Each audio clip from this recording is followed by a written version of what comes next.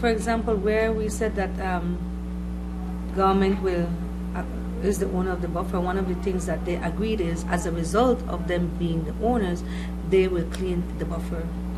And so for there to be certainty, we ask that they indicate that they will clean it 3 times a year, so that to be concise. You know, you don't want to have just something general, that you have something specific.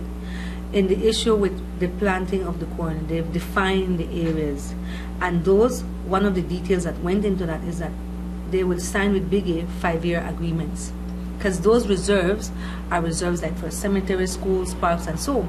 They're not saying that you can use it in perpetuity. You are going to use it by 5-year agreements until it is required for the purpose for which it was designated. So that's clear cut. On the issue with the squatters, for example, while the timeline wasn't a specific date, it was forthwith, because you have to be able to bring the law against the other parties the same way like anyone else.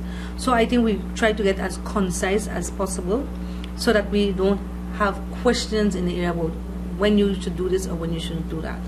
At the point where we are right now, the mediator drafted up the terms and we signed off on it.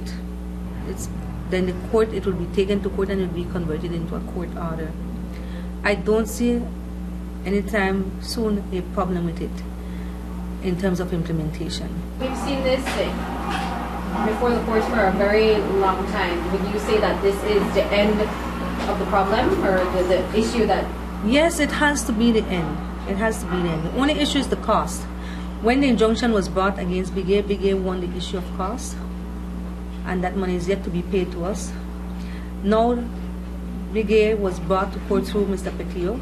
He's saying, well, you need to pay my legal fees. You dragged me to court.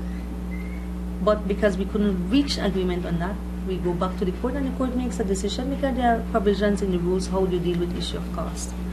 But the substantive issue, the legal issues, the real core issues that was at the heart of the dispute have been dealt with through mediation.